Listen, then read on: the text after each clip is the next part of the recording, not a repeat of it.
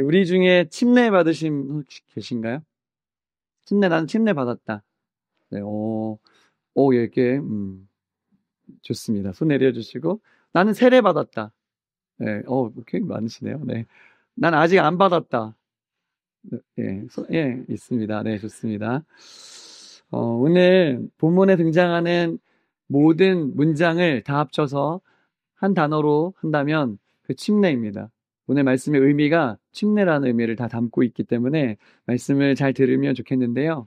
저는 개인적으로는 감리교회에서 신앙생활을 시작해가지고 처음에 침례를 받지 않았고요.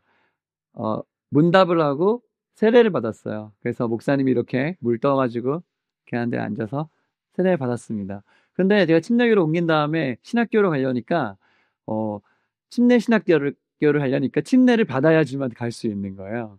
그래서 고3 12월 30일 날 목욕탕 가서 침례를 받았어요. 그 목욕탕에 그 남탕에 가면 물 따뜻한 뜨거운 온탕이 있거든요. 거기 제일 넓어요.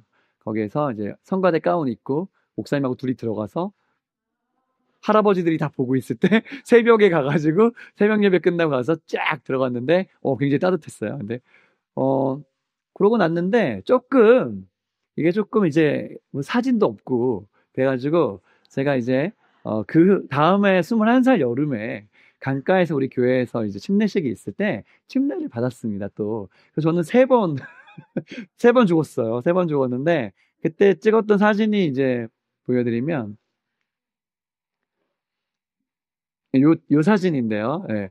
제가 21살 때 찍었던, 그러니까 지금부터 20 몇 년 전이죠. 네, 오래전에 찍었던 사진입니다. 그 강가에서 찍었던 사진인데 어떻게 잘 나왔나요? 네, 정말 죽기 직전의 얼굴이죠? 그래서 오늘 요 침례에 대한 이야기를 하면서 제 침례했던 그 생각이 났었고 여러분들 어떻게 침례 받으셨는지 좀 생각해 보셨으면 하는데요. 이 침례가 어떤 의미를 담고 있냐면 그리스도와 연합한다는 의미를 담고 있어요. 따라서 연합. 네. 우리가 월드컵 봤을 때 우리나라가 2002년 때 4강에 올랐거든요. 그때 대표팀이 되게 많았어요. 근데 경기를 한 번도 안 뛰고도 4강까지 올라간 후보 선수들이 있었겠죠? 예, 그 사람들은 한 번도 안 뛰었는데 같은 팀이었기 때문에 자기도 4강에 올라간 영광을 얻었던 거예요. 그러니까 우리가 예수님과 연합됐다는 거는 예수님의 영광을 우리도 함께 동참했다는 의미를 담고 있는데 이 침례의 어떤 연합의 의미가 무엇인지 오늘 같이 말씀을 통해서 알아보려고 해요. 시작. 자, 생각해 보는 거예요. 내가 그리스도와 연합한 사람인가? 그러면 이런 특징이 나타나야 된다는 것입니다. 자, 첫 번째, 이런 특징이 나타나야 됩니다. 보여주실까요? 같이 읽어주세요. 시작. 네. 그리스도와 연합한 사람은요, 옛사람이 죽은 사람이에요. 옛사람이 있다면 뭐도 있는 거죠? 새 사람도 있는 거죠. 옛사람이 죽었어요, 여러분요. 내가 예수님과 함께 연합해서 침례받았다, 세례받았으면 나는 옛사람은 죽어야 돼요. 말씀 한번 읽어볼게요. 6절 말씀이에요. 같이 읽어주세요. 시작. 우리가 알거니와 우리의 옛사람이 예수와 함께 십자가에 못 박힌 것은 죄의 몸이 죽어 다시는 우리가 죄에게 종노릇하지 아니하려 함이니. 예수님과 함께 옛사람이 십자가에 못 박혀 죽었다고 오늘 성경이 얘기해주고 있어요. 그래서 죄의 종노릇하지 않는 존재가 되었다는 것이죠. 예수님이 십자가에서 내가 죽어야 되는 그 십자가에서 대신 죽으셨어요, 여러분. 대신 돌아가셨으니까 너무 감사한 일이죠. 내가 죽어야 되는 그 십자가에 예수님이 달리셔서 이렇게 말씀하셨어요. 다 이루었다고 하셨어요. 따라해볼까요? 다 이루었다. 네. 좀 유식한 말로 테텔레스타이라고 해요. 다 이루었다. 다 이루셨어요. 예수님이 죄의 모든 형벌을 싹 가져가셨다. 그것이 여러분 복음인 줄 믿습니다. 그래서 우리가요 하나님의 양자 되면서 의인 되었어요. 칭의 받았어요. justification. 우리가 아무것도 안 했는데 예수님이 십자가에 달려 돌아가셨기 때문에 우리가 깨끗한 의인이 되었답니다. 이게 너무나 놀라운 일이죠. 그래서 법적으로는 우리가 법적으로 자유케 된 사람이라 이것입니다. 근데 문제는 뭐냐면 우리 연합해서 예수님 십자가에 돌아가셨는데 우리의 삶에는 여전히 구원받고 나도 죄의 유혹이 있다 없다? 죄와 싸웠나 안 싸웠나? 죄와 늘 싸워요 우리가요. 바로 거룩해지지가 않아요. 그게 바로 신앙생활이라는 건데요. 그 과정이 성화라는 과정이에요. 성화되어 가는 과정을 sanctification이라고 하는데 이 성화의 과정 속에 우리는 늘 어려워요. 왜냐하면 옛자가 계속 살아나는 것 같은 마음을 받기 때문에요. 죽었던 내 옛자가 불쑥 살아난단 말이죠. 옛자가 살아있다는 증거는 무엇인가 하면 세상 신앙생활을 하면서 여전히 세상이 좋은 거예요. 돈도 좋고 인기도 좋고 성공도 좋고 명예도 좋고 인정받고 싶고 즐겁게 살고 싶어요. 나 중심적으로 살고 싶어요. 이게 뭐예요? 옛자가 계속 튀어나오는 거예요. 아, 남 생각할 것도 없이 내가 그런 사람이에요. 내가 늘 옛자랑 싸워야 되는 세상 사람들과 전혀 다르지 않은 모습으로 살아요. 미움과 분노가 늘 내 마음속에 오르락 내리락 화산 폭발처럼 미움과 분노가 오르락 내리락. 그렇죠? 이번 주에 여러분 어떠셨어요? 생각해 보세요. 미워한 적 있었어요, 없었어요? 있었잖아요. 화난 적 있어요, 없어요? 오늘 아침에도 있었어, 없었어요? 있잖아요. 없는 척 하면 안 돼요, 여러분. 우리는 하루에도 12번씩 분노하고 미워하고 그런단 말이에요. 이게 뭐예요? 옛자가 계속 나와요. 근데 여러분, 죽은 사람 보셨어요? 죽은 사람 보면요. 누워있으면요. 정말 눌러도 안 하고요. 올라타도 안 해요. 왜냐? 죽었으니까.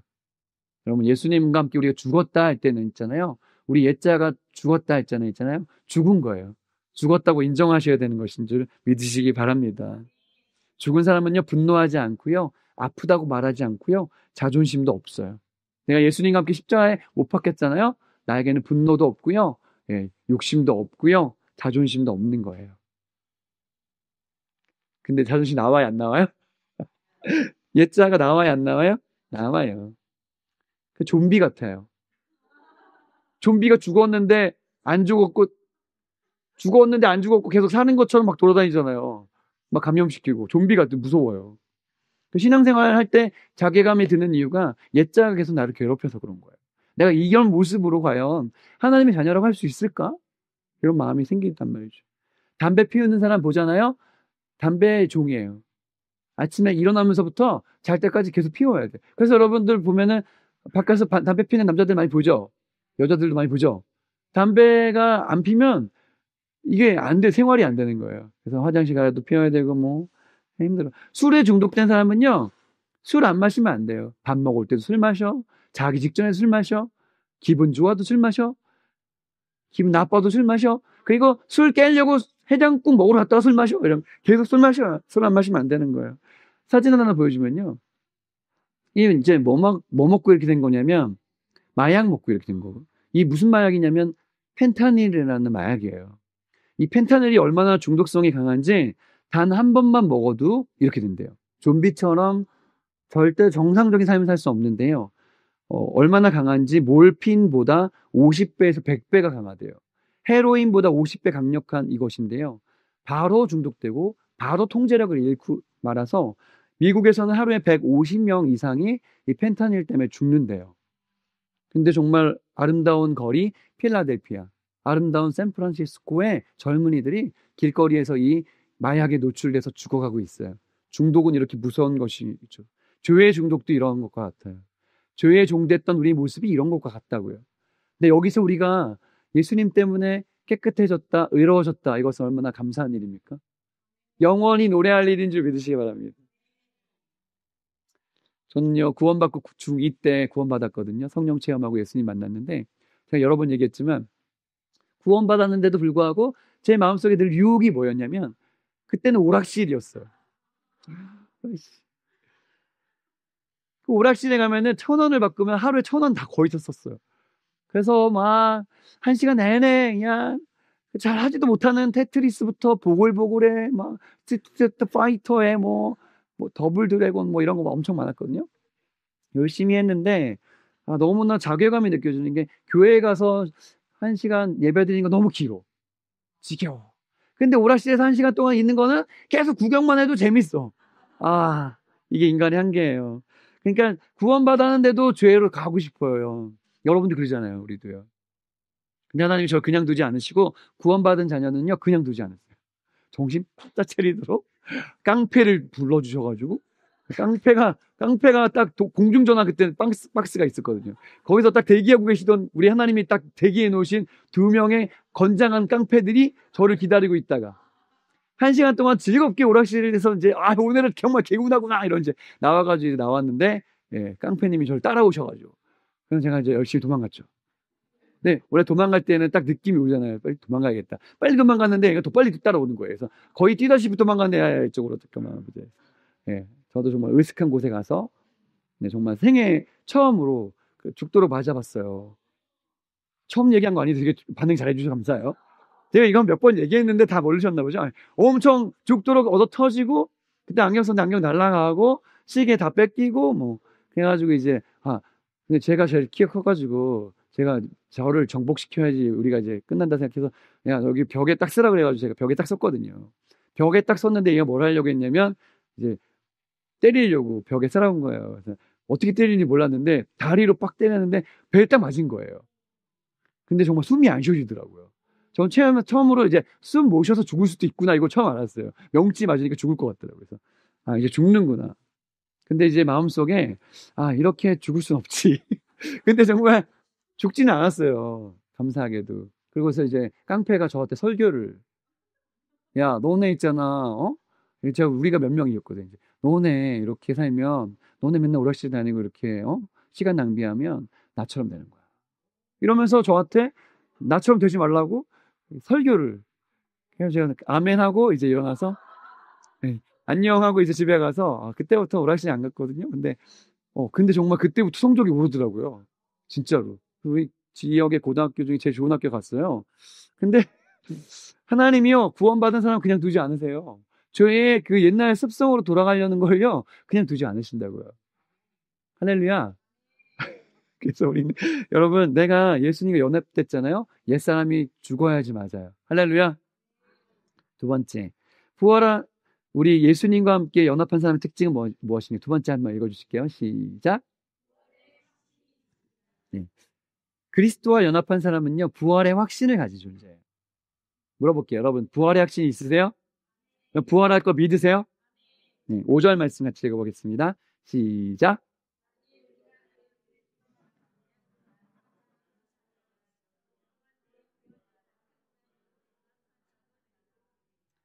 예수님과 함께 죽은 게 확실한 사람은요 예수님과 함께 부활할 것도 확실하다 이것입니다. 할렐루야.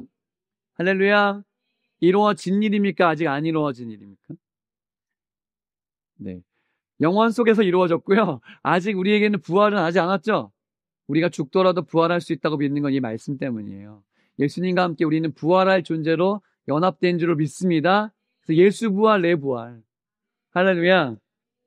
부활은요, 절망과 걱정과 좌절과 미움 속에 있는 우리에게 소망을 던지는 유일한 근거예요. 우리가 죽음 앞에서도 당당할 수 있는 것은요, 부활의 확신이 있기 때문인 줄 믿으시기 바랍니다. 어떤 권사님이 지난주에 밥을 먹는데 어떤 목사님 대접하시는데 꼽살에 껴가지고 먹었거든요. 근데 권사님이 70 되셨대요. 안면의 근육에 이제 약간 이게 마비가 있어가지고 좀 얼굴 균형이 안 맞으시는데 얘기해 주시는데 인생이 굴곡이 많았더라고요. 근데 하는 말이 그거예요. 자기 남편이 얼마나 속을 썩였는지, 자기 남편 때문에 진짜 이혼을 몇 번이나 하려고 그랬는데 하나님이 자기에게 말씀해 주시더래요. 야, 네가 이 집에 있기 때문에 이 가정이 건강하게 거룩하게 버틸 수 있는 거야. 그게 너 끝까지 이 자리 지켜야 돼. 마음을 주시더래. 그래가지고 황혼에 이혼하려고 했는데 이혼 안 하고 끝까지 그 남편을 붙잡았더니 그 남편이 어느 날 갑자기 교회에 나가서 성경 공부를 듣기 시작하더니 목장에 나가기 시작하더니 대표로 그 간증문을 읽었다는 거예요. 그래서 부활의 소망을 가진 사람이 사람들을 바꾸는 일을 하는구나. 여러분 영적인 렌즈로 보면요 모든 절망은 부활의 렌즈로 보면 해석될 줄로 믿습니다. 우리는요 부활의 소망이 필요한 존재. 어저께 비가 엄청 내렸죠. 좀 우울했죠. 좀 스산했죠. 그랬어요. 근데 비가 오고 나니까 이런 소망이 들더라고요. 이제 벚꽃이 엄청 피겠구나. 제가 경주 갔을 때 불국사 앞에서 찍었던 벚꽃이거든요. 여러분, 벚꽃 보시면 불국사 벚꽃이 진짜 예뻐요. 정말 잘 심어놨어. 굉장히 막 환상적으로 흩날려 막 근데 엄청 벚꽃인데요. 얼마나 아름다운지. 겨우내 앙상하게 아무것도 없을 것 같은 죽은 것 같은 그 나무가 봄이 되면요 생명력 있게 저렇게 활짝 벚꽃이 피우는 거예요. 우리는 자연 속에서 부활의 소망을 보고 있는 거죠. 개구리가요 겨울에 겨울잠을 자다가 봄이 되면 깨어나는 거예요. 그게 부활을 우리에게 얘기해주는 사인인 것입니다. 우리는 날마다 부활을 경험해요. 어저께 분명히 잘 때는 죽은 것처럼 잤잖아요, 여러분. 저도 그렇게 뭐 어떻게 잠들었는지도 모르겠고 뭐 중간에 무슨 일이 있었는지도 모르겠어요. 근데 아침에 깰 때는 소망을 가지고 일어나잖아요. 할렐루야. 우리는 아침마다 부활의 소망을 경험하고 있는 거예요. 하나님이 만물 속에 우리의 삶 속에 부활을 심어놨어요. 여러분 부활을 날마다 경험하게 되시기를 예수님의 이름으로 축복합니다. 성경에 보면 부활의 이야기로 가득해요. 사르밧 과부가요 엘리야가 그 아들이 죽었을 때 죽었잖아요. 구약에서도 부활을 경험하게 했어요. 그 아들이 살아서 돌아왔어요. 요나가요 배에서 던져져가지고 죽었잖아요. 물고기가 먹었잖아요. 여러분 물고기가 먹은 거는 이게 물고기가 보호한 걸까요? 물고기가 잡아먹은 걸까요? 잡아먹은 거지. 죽은 거지. 바닷속에 빠진 것도 죽은 거지만 물고기가 먹은 거 죽은 거죠. 한데 죽은 것 같은 그 요나를 큰 물고기가 3일 동안 먹고 있다가 뱉어냈죠. 그게 바로 부활을 얘기하는 것입니다, 여러분. 그래서 여러분 순교자들은요 죽음 앞에서도 당당한 거예요. 고문당할 때도 감옥에 갇혔을 때도 심지어 죽임을 당할 때에도 당당하게 노래를 불렀습니다. 심지어 우리는 장례식장에서도 우리의 가족들과 헤어지는 그 아픔 속에서도 그래도 소망을 갖잖아요. 왜요? 부활의 그날 다시 만날 것을 우리가 확신하기 때문에 그렇습니다. 할렐루야. 우리 마음속에 부활의 소망으로 가득하게 되시기를 예수님의 이름으로 축복합니다. 그게 바로 예수님과 연합한 자의 축복이죠. 그래서요, 존 스타트는 부활은 기독교 복음의 중심이라고 그랬어요. 최재천이라는 사람이 있습니다. 이 사람 아세요? 진화 생물학자 중에 대표적인 사람이에요. 이 사람 유튜브에요. 최재천의 아마존인가? 그 유튜브에 사람 엄청 많이 팔로잉 돼 있거든요. 이 사람이 진화론자들의 대표인데 근데 제가 가끔 보는 이유가 말을 진짜 잘해요. 그리고 굉장히 인간적이에요. 근데 이 사람에게 약간 소망을 두는 건 뭐냐면 저는 이분이 어느 날 나와서 인터뷰 때 그렇게 얘기한 거예요. 저에게 이 세상을 왜 사냐고 물어보신다면 저는 무신론자고 진화론자이기 때문에 저는 살아가야 될 목적이 없다고 말하고 싶습니다. 그런데요, 저는 독실한 크리스찬 아내와 결혼했어요. 그래서 지금 계속 교회를 다니고 있다는 거예요. 그런데 자기는 너무 놀랍다는 거예요. 자기가 볼 때는 지금 당장 절망해서 어떻게 돼도 이상하지 않을 것 같은 그 사람이 기도하면서 하나님을 찾으면서 소망을 잃지 않는 것을 보면서 자기는 놀란다는 거예요. 여러분 부활은 그렇게 능력 있는 줄 믿으시기 바랍니다. 복음은 그런 거예요. 저는 이 최재천이라는 이분이 예수님을 믿게 될 거라고 믿어요. 그래서 나중에는 예수님을 자랑하는 말 잘하는 사람, 대표적인 과학자가 될 줄로 믿어요. 그래요. 우리처럼 소망 있는 사람이 있습니까? 하나님이 이 땅을 지으시고 우리를 부르시고 예수님이 우리를 위해서 십자가에서 돌아가시고 부활의 소망까지 주셨으면 여러분 우리가 절망해야 되겠습니까? 기뻐야겠습니까? 울어야겠습니까? 노래야겠습니까? 근데 얼굴이 왜 그러십니까? 세 번째, 예수님과 우리가 연합했다면 이렇게 되어야 됩니다. 같이 읽어주세요. 시작.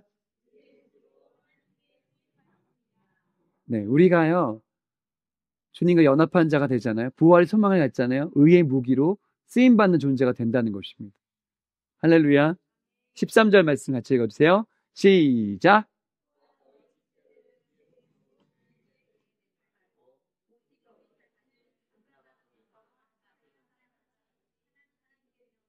너희 지체를 의의 무기로 하나님께 드리라. 아멘.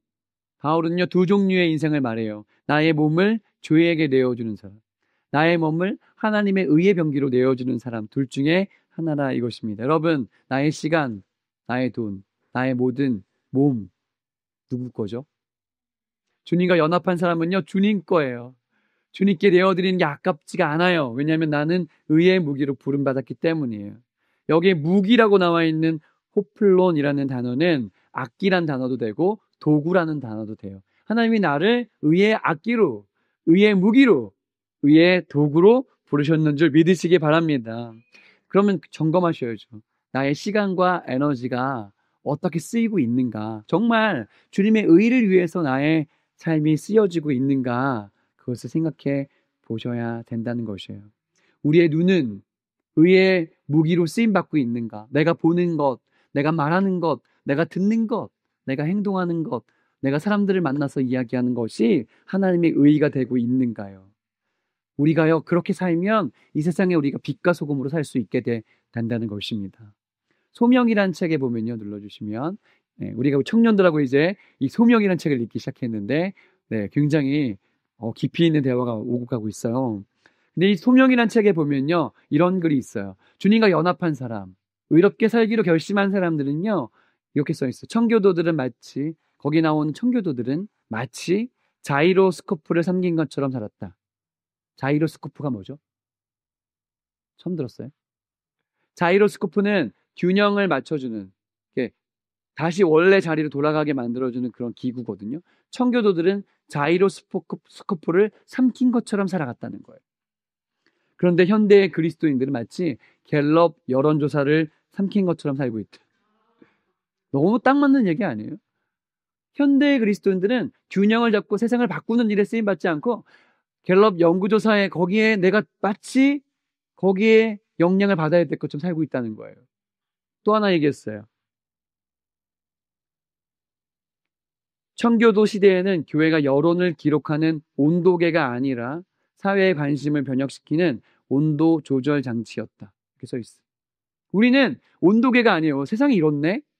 지금 사람이 이렇게 살고 있구나. 뭐 이렇게 온도계가 아니라 온도를 바꾸는 존재라는 거예요. 그게 바로 그리스도인의 존재인 줄 믿으시기 바랍니다. 그게 바로 의의 무기로 내가 쓰임받는 방법이라는 거죠. 그래서 우리는요, 캄캄한 밤에 방향을 잃지 않으려면 무슨 별을 만나야 되죠? 북극성을 봐야 돼요. 북극성이 있으면 어느 방향인지 알게 돼요. 우리는요, 세상의 수많은 별들을 본 사람들이 아니고요, 북극성 대신은 주님만 바라보고 그 길을 가는 사람인 줄 믿으시기 바랍니다. 최근에 나온 책 중에 단 한 번의 삶이라는 책이 있는데요. 김영하라는 유명한 작가가 쓴 책이에요. 지금 베스트셀러에 올라와 있어요. 그래서 제가 구입해서 조금 읽어봤는데 제목 때문에 사실은 좀 관심이 갔어요. 단 한 번의 삶이라는 제목이 뭔가 의미심장한 얘기를 하고 싶은 게 아닐까라는 생각으로 책을 열었는데 뭐 이런 거예요. 이 사람은 그렇게 아주 의미심장한 얘기를 했다기보다는 자기의 가정의 삶, 부모님들의 삶을 이렇게 아주 담백하게 글을 써놨는데 맨 처음에 보는 서문에 이런 글이 써 있어요. 작가는 인간은 태어나면서부터 오직 단 한 번의 삶이 제공되는데 그토록 귀중한 것이 단 한 번만 제공된다는 것이 인간에게는 불쾌하다는 거예요. 그렇잖아요. 왜냐하면 똑같은 상황이 아니니까. 한 번 살아야 되는데 다 다르게 사니까. 그래서 사람들에게는 종교가 필요한 것이었다는 식으로 써 있어요. 그리고 어렸을 때 자기는 오락실에서 단 한 번만 살고 있는 이 삶을 탈피하기 위해서 오락실에서 오락을 했다는 거예요. 우리는 그걸 선택한다는 거예요. 왜냐하면 오락실에 가면 한 번만 사는 게 아니라 캐릭터가 3번 죽어도 계속 살 수 있어. 심지어는 돈을 더 넣으면 이어서 할 수 있어. 이런 것 때문에 그렇게 한다는 거예요. 그런데 분명한 것은 인생은 일회용밖에 되지 않는다라고 이야기해주고 있는 거죠. 맞아요. 우리가 사는 삶은 단 한 번뿐인 삶입니다. 맞죠? 그런데 한 번 사는 삶 속에서 여러분이 예수를 만나고 하나님의 자녀가 되고 의의 무기로 쓰임받을 수 있다는 것은 영광 중의 영광이고 기쁨 중의 기쁨이고 기적 중의 기적인 줄 믿습니다. 그게 축복이에요, 여러분. 그래서 이것을 오늘 말씀을 함축한 바울의 선언은 갈라디아서 2장 20절 말씀이 나와 있어요. 같이 여러분의 고백으로 한번 같이 읽어볼게요. 시작. 내가 그리스도와 함께 십자가에 못 박혔느니 그런즉 이제는 내가 사는 것이 아니요 오직 내 안에 그리스도께서 사시는 것이라. 이제 내가 육체 가운데 사는 것은 나를 사랑하사 나를 위하여 자기 자신을 버리신 하나님의 아들을 믿는 믿음 안에서 사는 것이라. 아멘. 여러분의 믿음이 되시기를 예수님의 이름으로 축복합니다. 이어령 작가가 평생에 무신론자로 살았거든요. 근데 그가 쓴 지성에서 영성으로는 책이 있어요. 그 책이 어떻게 예수님을 그가 믿게 되었는지를 보여주는 책인데요. 책 그 표지도 제가 올려놨나요? 없나요? 네, 없어요. 이 지성에서 영성으로 책을 한번 읽어보시면 어떤 얘기가 나오냐면 그가 어느 날 하용조 목사님이란 분을 만나가지고 복음을 예수 믿으라는 얘기도 아닌데 관심을 받게 돼요. 근데 어느 날 자기 딸에게 고백합니다. 나 이제 세례 받겠다고 얘기해. 세례 받을래. 이렇게 얘기한 거예요. 그래서 그가 세례 받은 것이 언론에 막 나오고 눈물이 흘리면서 세례 받은 게 나오거든요. 그래서 기자가 물어봤어요. 세례 받은 거 축하드려요. 세례 받기 전과 비교했을 때 어떤 삶의 태도를 갖게 되셨는지 말씀해 주세요 했더니 이렇게 얘기했어요. 세례를 받았다는 것과 제가 참신자가 되어서 믿음의 세계에 성공하는 것은 별개의 문제입니다. 맞죠? 세례 받은 게 보장하는 건 아니니까. 세례 자체가 영적 세계에서의 승리의 삶을 약속하지는 않습니다. 지금 막 서울대학교에 합격한 학생이 졸업 후에 포부를 말할 수 없는 이치이지요. 중도에 낙제할 수도 있으니까요. 지금 합격 통지서를 받은 학생과 저는 같습니다. 아직 입학도 안 했어요. 교회를 다니는 것도 사역을 시작한 것도 아니고요. 이제부터 해야겠죠. 솔직히 저는 하나님이 계시다는 것을 머리는 받아들였지만 아직 성령의 체험은 하지 않았습니다. 세례를 받고 나니 그렇지만 몸과 마음이 달라지는 것이 느껴집니다. 조금만 안 좋은 일이 생겨도 이제 핍박을 받는 건 아닐까? 이런 생각이 들 정도입니다. 겁이 나기도 합니다. 그동안 온갖 자유를 누리며 살았는데 이제 저를 가두는 벽이 생겼습니다. 제게 새로운 문이 열린 것인지 벽이 생겼는지 아직 모르겠다고 이렇게 얘기하면서 어떤 사람이 물었어요. 딸 때문에 믿게 된 거 아니에요? 딸의 치료 때문에요? 그랬더니 맞아요. 저는 딸 때문에 기도를 시작했어요. 딸이 아팠거든요. 또 아빠가 아주 잘 나갈 때 딸을 보호해주지 못했거든요. 근데 그 아이가 하나님을 아버지로 부르고 하나님을 믿더니 그의 인생이 달라지는 것을 보면서 저는 아이가 아팠을 때 이렇게 기도했어요. 주님, 저희 딸이 눈이 낫는다면, 딸의 빛을 거두어가지 않는다면 저의 삶을 주님의 자녀로 살겠습니다. 이렇게 고백했는데 그 딸이 눈이 잠깐 나았어요. 그래가지고 기도를 들어주셨구나. 하지만 이렇게 얘기합니다. 하지만 기적은 목적이 아닙니다. 지금 하나님께서 병을 고쳐주셔도 언젠가 누구나 죽게 되니까요. 진짜 기적은 단 하나, 부활과 영원한 생명뿐이라고 이렇게 고백했어요. 여러분, 우리가 세례받고 예수님 자녀가 된 건 절대 우연이 아니고요. 특별한 은총인 줄 믿으시기 바랍니다. 저는 올 여름에 우리 전 교인들과 함께 수련회를 가기를 원하는데 아직 구체적인 계획은 해오지 않았지만 우리 전도사님 아버님, 어머님이 사시는 그 집이 우리 성도들 정도 머물 만큼 크대요. 그리고 바닷가이기도 하고요. 갯벌도 있고요. 그래서 한 2박 3일 휴가 시즌보다 조금 더 땡겨가지고 덥고 좋을 때 가기를 원하는데 거기서 갯벌 체험도 하고 집회도 하고 밥도 나눠 먹고 이렇게 하면 좋겠는데요. 그리고 또 하나 하고 싶은 건 뭐냐면 바닷가에서 아직 침례를 받지 못했는데 침례 받고 싶은 사람들에게 침례를 주고 싶어요. 네. 그걸 꿈꾸면서 받고 싶은 사람 미리 말씀해 주시면 좋겠고요. 이 말씀을 다시 한번 되새겨 보셨으면 좋겠어요. 교회는요, 그리스도와 연합된 사람들의 모임인 줄 믿으시기 바랍니다. 교회는요, 옛자가 죽은 사람들의 모임인 줄 믿으시기 바랍니다. 교회는요, 부활을 확신하는 사람들이 모인 곳인 줄 믿으시기 바랍니다. 그리고 교회는요, 그리스도의 의의 무기가 되기로 결심한 사람들의 모임인 줄 믿으시기 바랍니다. 그래서 우리 교회는 예수님을 위한 예수님과 같은 성도님들의 모임이 되어야 될 줄로 믿습니다. 이 교회의 영광, 성도의 영광이 실현되는 복음적인 교회가 더 블레싱 처치가 되기 원하고 그 일원이 여러분이 되시기를 예수님의 이름으로 축복합니다.